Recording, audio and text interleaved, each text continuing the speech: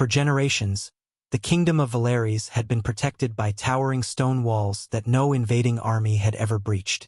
Merchants from distant lands called it the safest kingdom in the world, while travelers admired its magnificent castle that overlooked rolling green hills and crystal rivers. Yet beneath all its beauty lived one painful truth.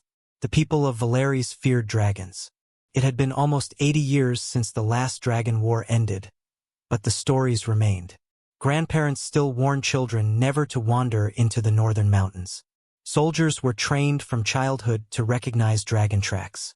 The massive iron gates of the capital were decorated with carvings, celebrating ancient human victories over dragons. Most citizens had never actually seen a dragon, yet they believed every frightening tale passed down through generations. Unknown to them, the dragons had long abandoned any desire for war. They now lived quietly beyond the Frost Peak Mountains, avoiding humans whenever possible.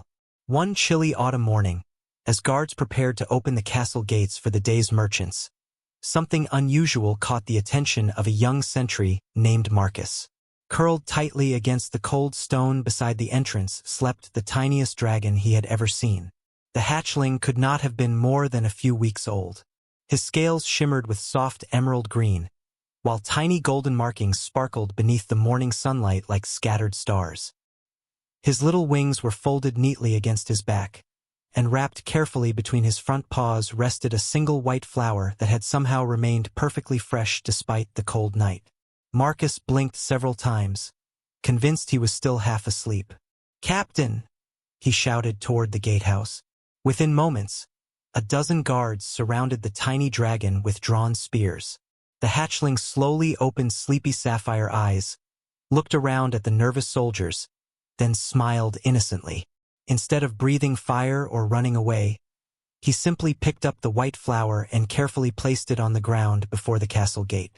Then he sat down politely and wagged his little tail. None of the guards knew what to do. Captain Roland frowned. Is it attacking?" Marcus quietly shook his head. "I don't think so." The tiny dragon looked hopefully toward the enormous gates as though expecting someone to come outside. Minutes passed. Nothing happened.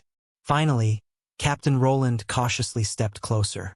"Go away," he ordered, pointing toward the road leading out of the city. The hatchling tilted his head in confusion. Roland sighed and gestured more dramatically. "Shoo!" The little dragon looked at the flower, looked at the captain, then gently picked the flower back up and returned to exactly the same spot beside the gate.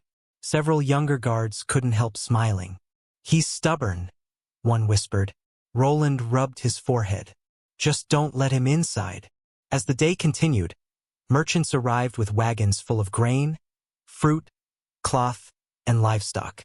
Every traveler stopped in surprise upon seeing the tiny dragon sitting quietly beside the gate. Some panicked. Others hurried past without looking. A little girl walking beside her mother secretly smiled and waved. The hatchling happily waved back with one tiny claw, making the child giggle before being hurried away. By sunset, the dragon had not moved except to drink from a puddle after light rain. He still held the white flower carefully between his paws. "He's still here," Marcus observed. Roland frowned. "He'll leave when he gets hungry." The next morning, however, the hatchling was waiting in exactly the same place. Someone had left a small bowl of fresh water beside him during the night. Another person had quietly placed a loaf of bread nearby. The dragon ate politely before once again sitting beside the gate with his flower. Day 3 arrived. The hatchling remained. Day 4 came with heavy rain. While merchants hurried beneath cloaks and guards complained about the miserable weather, the tiny dragon simply curled around his flower to keep it dry. Marcus couldn't bear watching him shiver.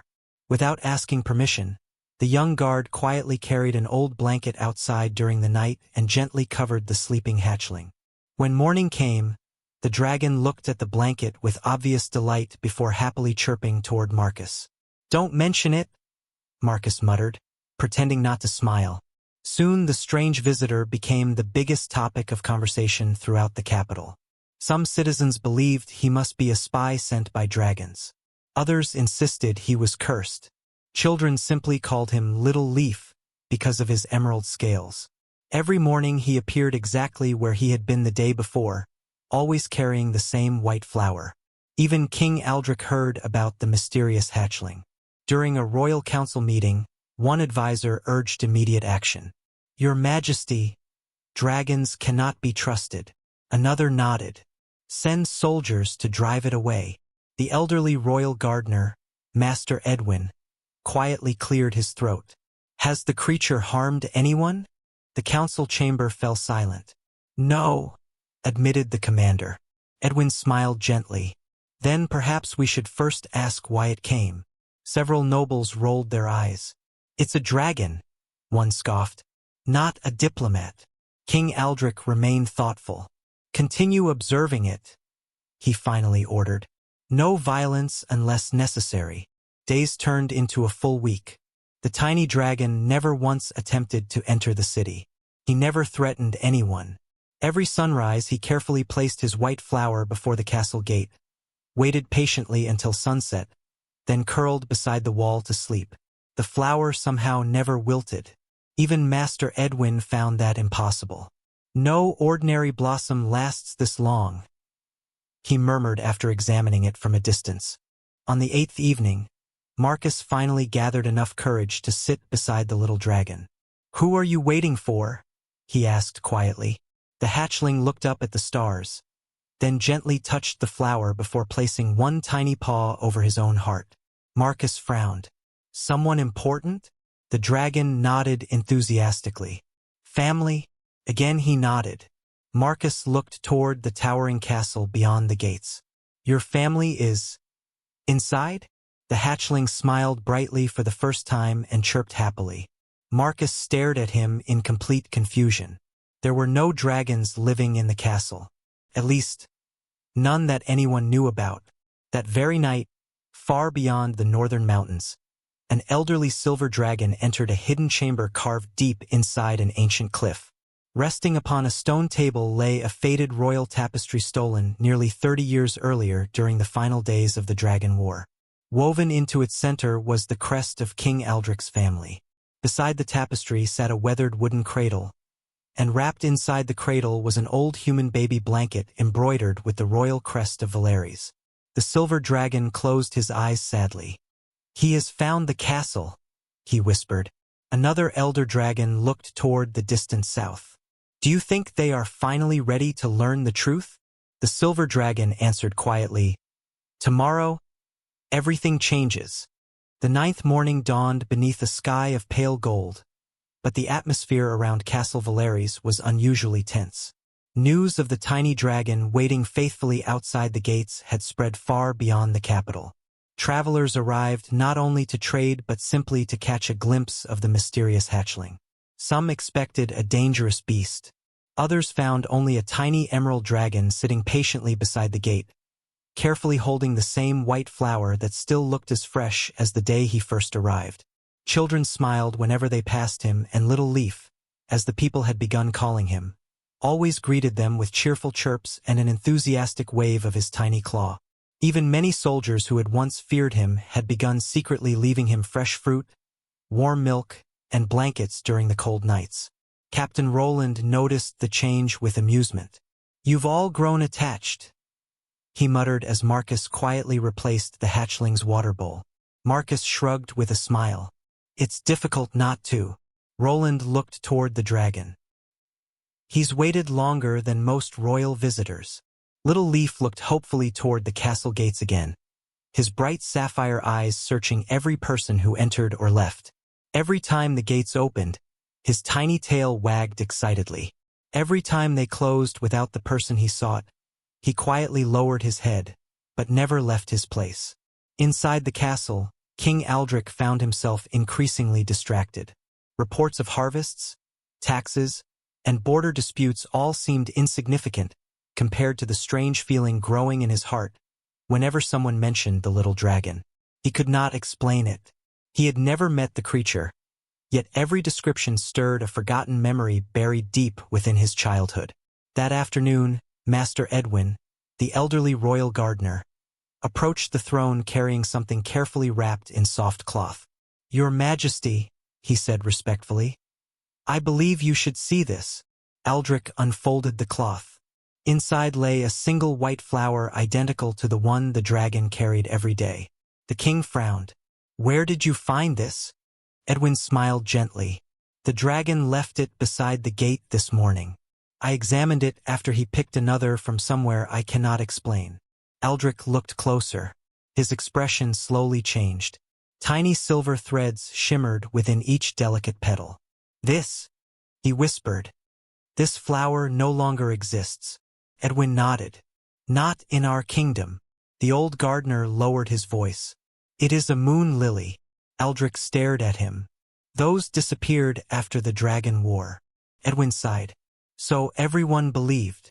Before the king could respond, the throne room doors burst open. A breathless messenger hurried inside. Your Majesty, he exclaimed. Something extraordinary has happened. Moments later, the king, his council, and dozens of guards stood upon the castle walls overlooking the entrance. Below them, Little Leaf remained exactly where he had always been. But he was no longer alone. Standing several yards behind him were 5 enormous dragons. None displayed aggression. Their wings remained folded, and their heads lowered respectfully toward the castle rather than towering over it. At their center stood an elderly silver dragon whose scales shimmered beneath the afternoon sun. The moment King Aldrich stepped onto the wall, the ancient dragon slowly bowed. Every soldier on the battlements tightened their grip on their weapons. The old dragon spoke first. King Aldrich of Valaris. His deep voice echoed calmly across the courtyard. My name is Elder Kalen. Aldrich remained cautious. Why have you come? Kalen looked toward the tiny hatchling. To fulfill a promise made 25 years ago. Confused murmurs spread among the nobles. The king frowned. What promise? Instead of answering immediately, Kalen gently nodded toward Little Leaf. The hatchling looked up happily before carefully picking up his white flower and waddling toward the castle gate. He placed the flower directly before it, then sat down once again. Kalen smiled sadly. He has repeated that same act every day because he was told never to enter without permission. Marcus looked astonished. Who told him that? Kalen closed his eyes for a moment. The man who saved his life.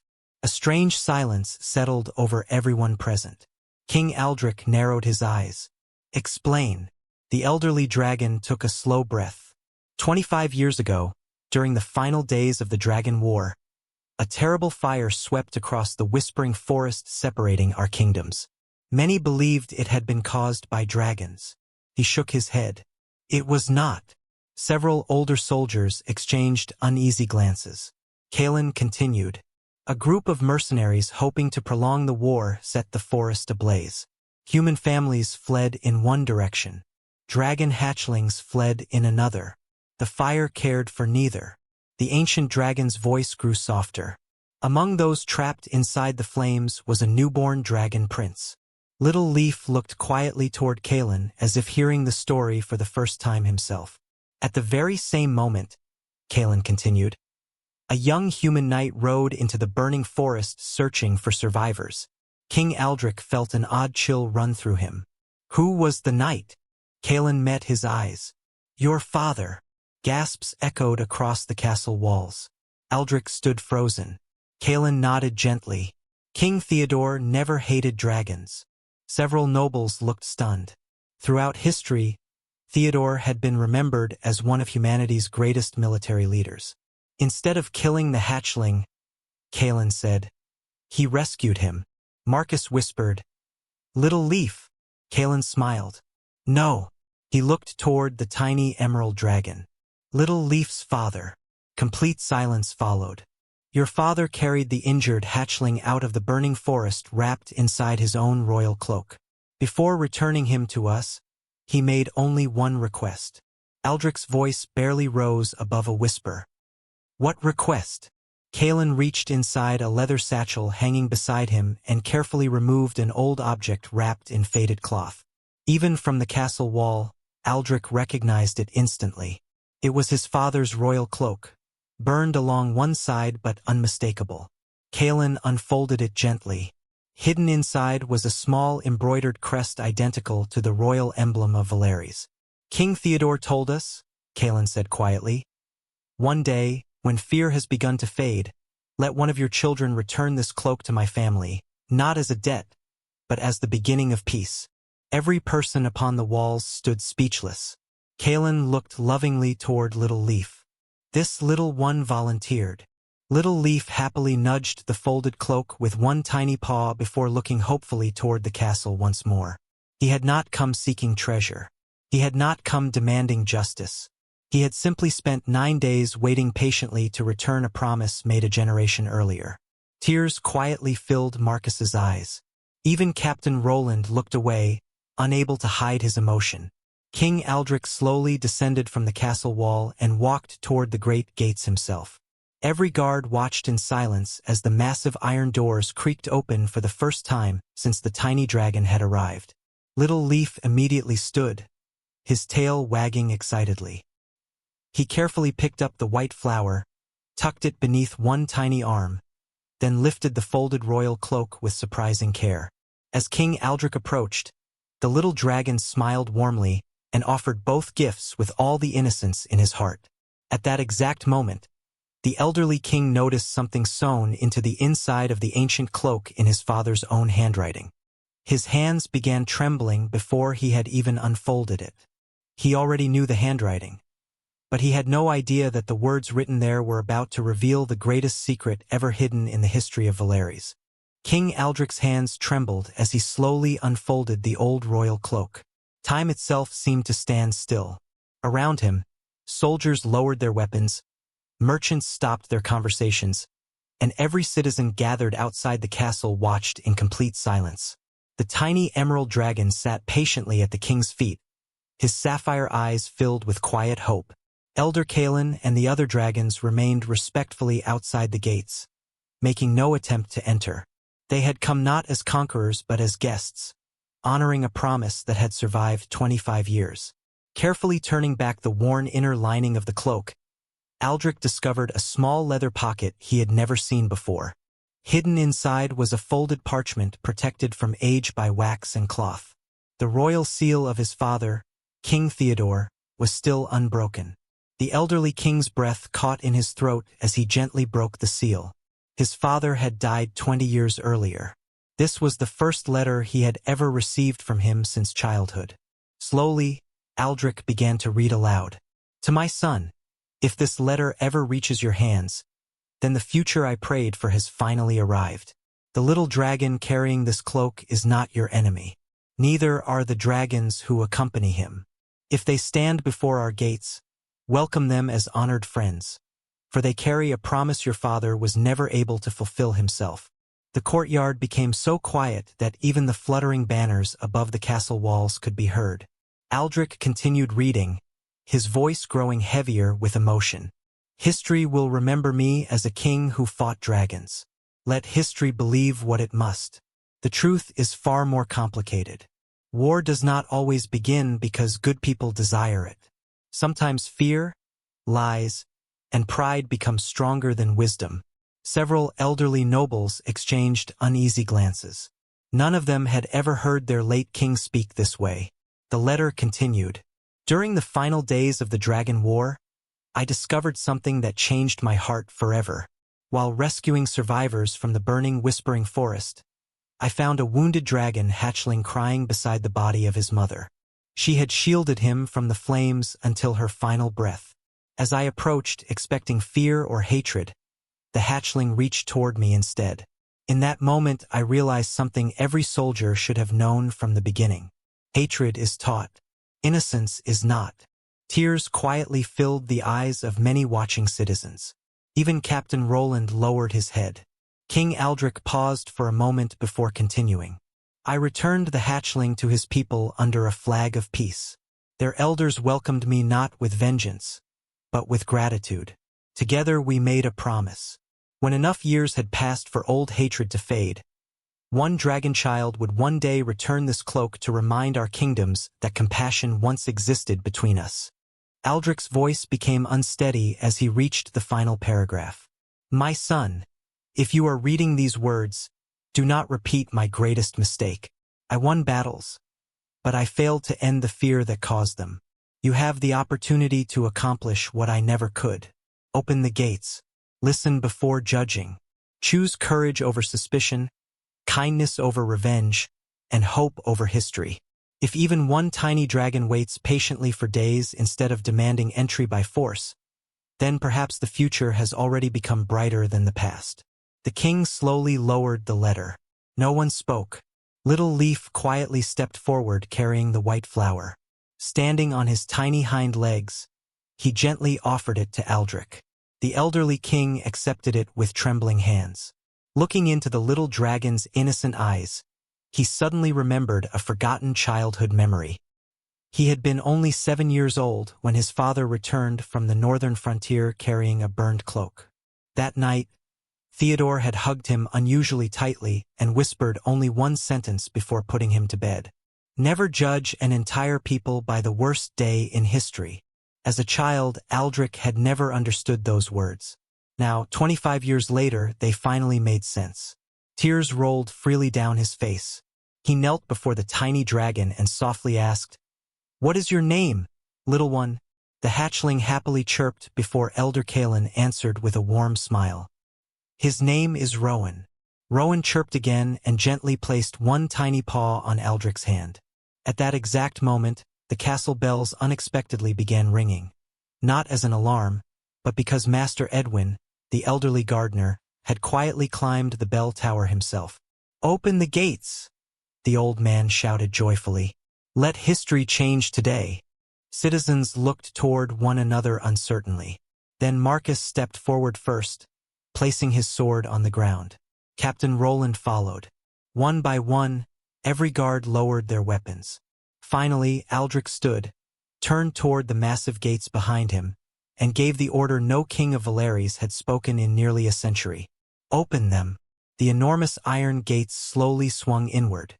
Sunlight poured through the entrance as Rowan looked up with wide, joyful eyes.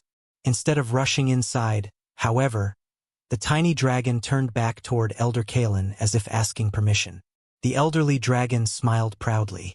"Go on." Rowan happily waddled through the gates, carrying nothing except his wagging tail and boundless excitement. Children immediately surrounded him, laughing as he playfully chased butterflies through the royal courtyard. Even nervous adults found themselves smiling. Elder Kalen and the other dragons entered much more slowly, bowing respectfully to the king before crossing the threshold. No roar echoed, no fire burned, no battle began. Instead, something far greater happened. For the first time in 80 years, humans and dragons stood together inside Castle Valaris without fear. In the days that followed, the truth hidden by generations of war spread throughout both kingdoms. King Theodore's secret letter was copied and read in every village. Dragon elders shared the story of the human king who had saved a hatchling instead of claiming another victory. Trade routes between the mountains and the capital reopened. Dragon healers exchanged knowledge with human physicians. Blacksmiths learned ancient dragon-forged techniques, while dragon builders studied human architecture. Children from both kingdoms grew up playing together rather than fearing one another. Rowan became the unofficial ambassador of this new friendship.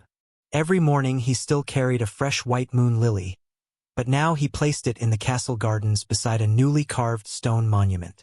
Upon it were engraved the words King Theodore had written years before.